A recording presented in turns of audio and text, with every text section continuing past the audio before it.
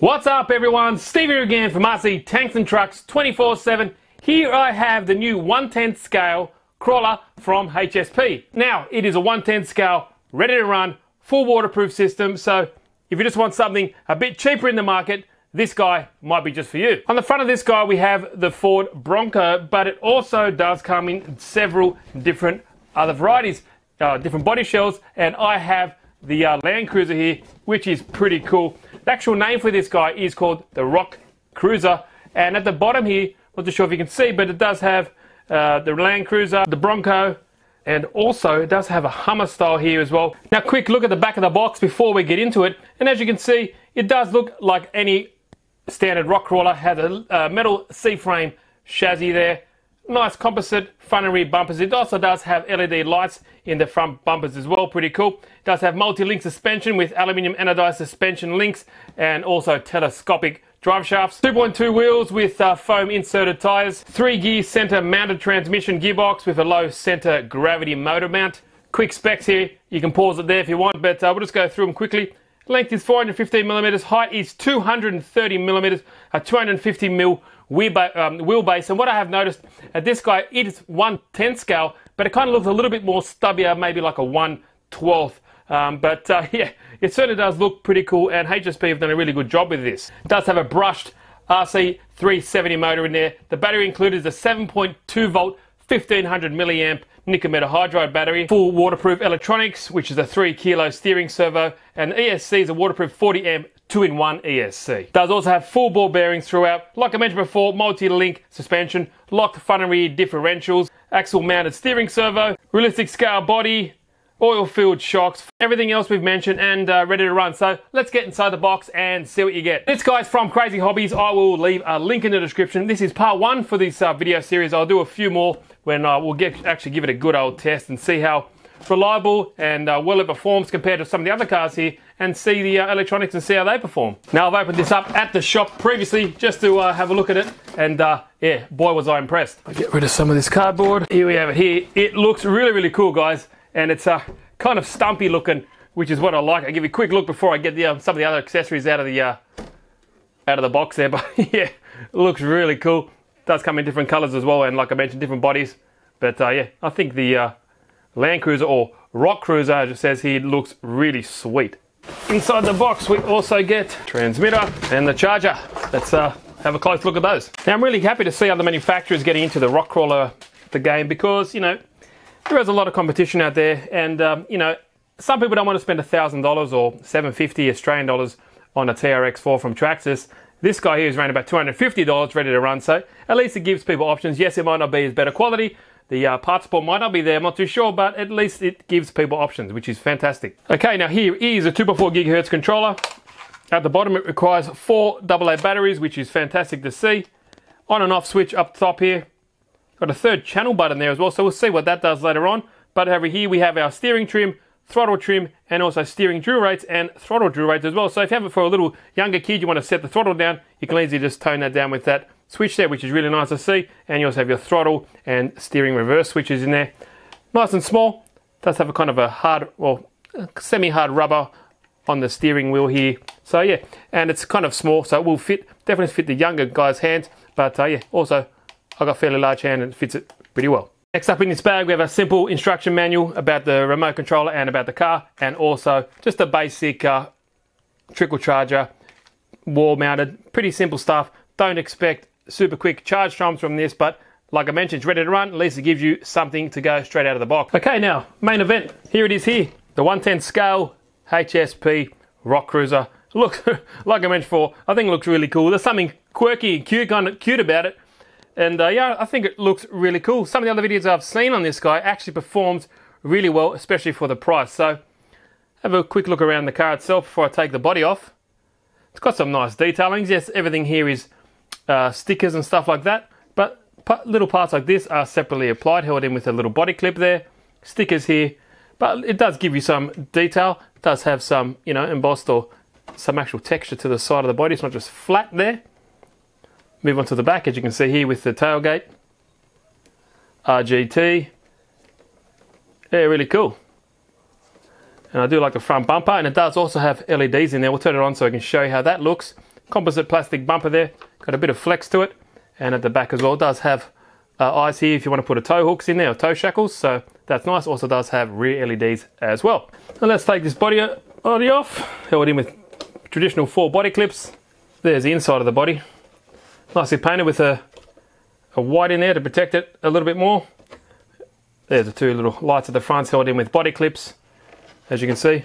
Very nice, and it does have a fair bit of flex to it, but it also is fairly rigid and stiff just around this area, so that's nice. At least it won't break on the first roll.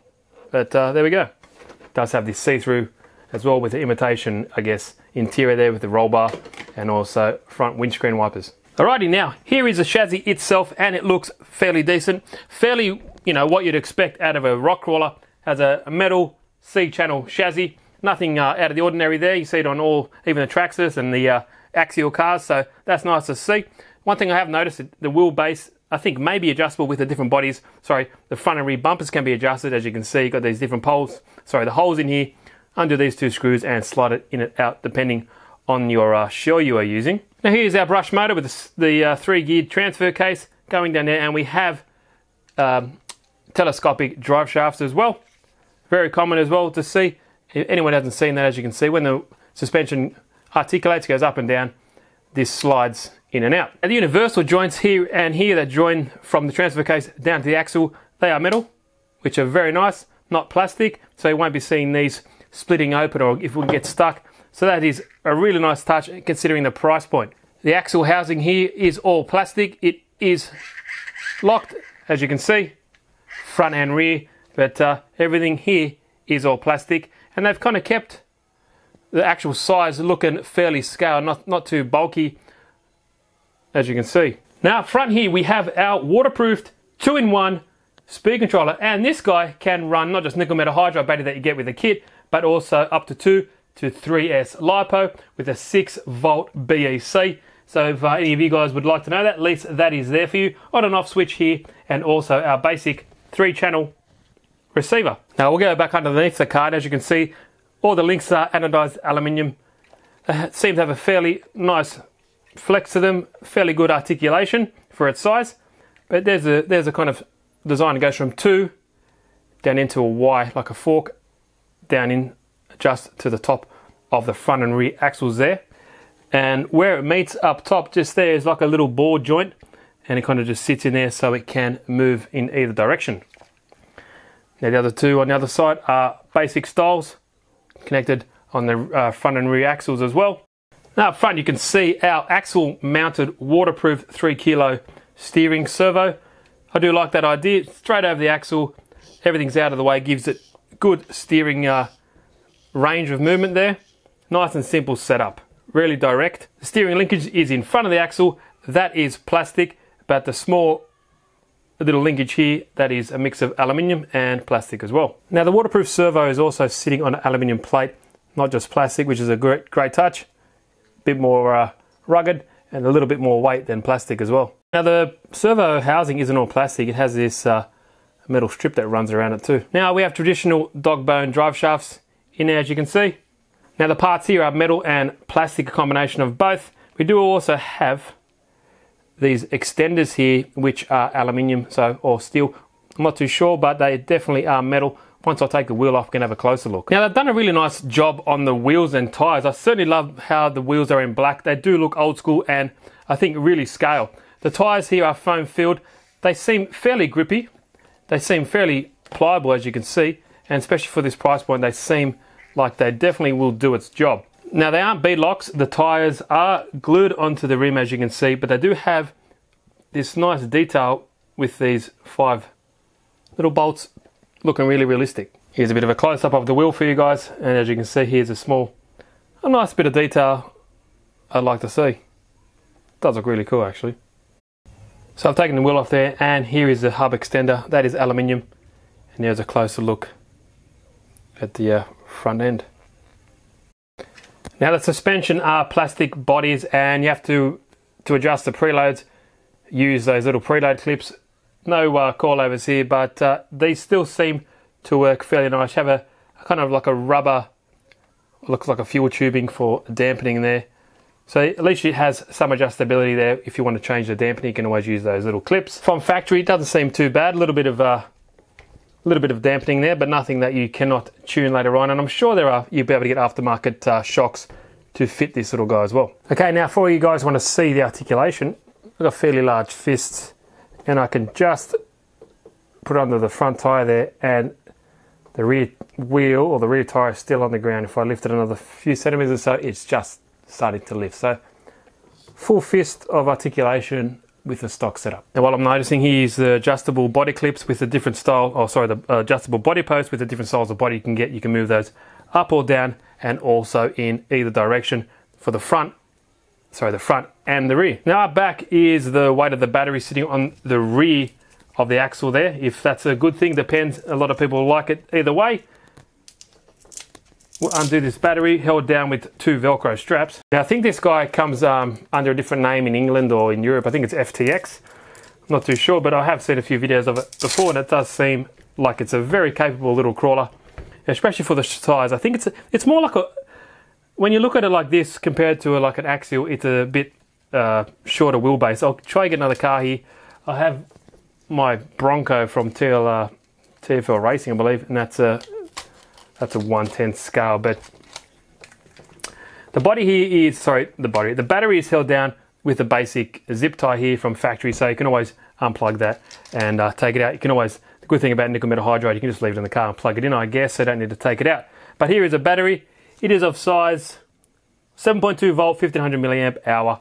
So this probably should get around about 25 to 30 minutes with this small kind of footprint. Not much power coming out of this little motor and this battery. So I put this guy back in here, and I like to power it up to see how these lights perform. And if I'm not running it in this video like at a proper test, I'll be definitely do it in the next video, that's for sure. So there we go. The front and rear, red at the rear, nice white ones at the front, and I'll get some batteries in the controller. Sorry, I was mistaken with that 3rd channel switch. It doesn't actually activate. Once you plug it in, it just turns on. There's no little control board to turn on these LEDs. Once they're on, but they do look very cool.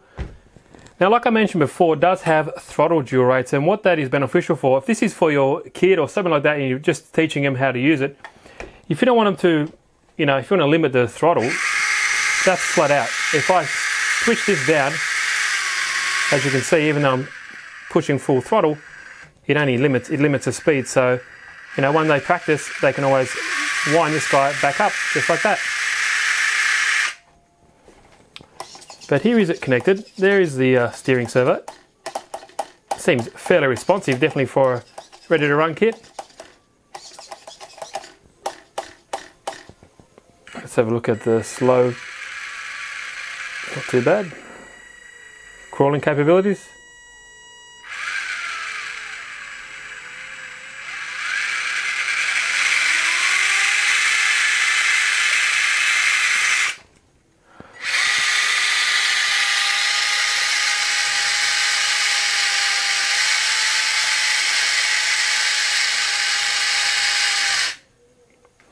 Now I see a lot of potential for this guy. I think a lot of guys will get this for the cheap price point, and maybe the fact that they can just hack it and then mod it and use a lot of parts that you can get from maybe axial stuff to retrofit this guy, because I think a lot of you guys will like the small stubby nature of this. Let me get a traditional 1/10 scale car down. So here is my 1/10 scale TFL Bronco crawler actually, and there we go. So you can see the difference in the wheelbase.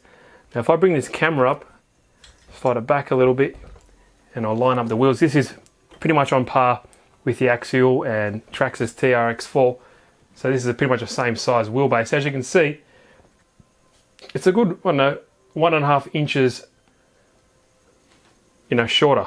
So just as a comparison, there we go there. And I think, but in real life, this particular car is fairly short and stubby. But anyway, I'm not a professional in that, not an expert, but just wanted to show you that, how it looks. So any questions, guys, please leave them down below. I'll leave the link for this guy. It's from Crazy Hobbies. If you're in Sydney, Australia, we just got these in stock. Awesome price. Come check it out if you would like. But part 1 was just unboxing, giving you a good in-depth look. Part 2, I'll definitely put it out in the trails and see how it performs. If you haven't, please subscribe. Super easy to do. Smash that sub button. And if you like the video, give it a good old like, and to subscribe. If you hit that little bell, you'll get notified of all my latest videos as soon as they get uploaded. So thanks guys. Let me know what you guys think of this guy. I think it's going to be really capable. $250 or something like that Australian is a bargain for what you get, in my opinion. And yeah, happy days. Thanks guys. Steve here again from RC Tanks and Trucks 24/7. Thanks for watching, and I will see you in the next video.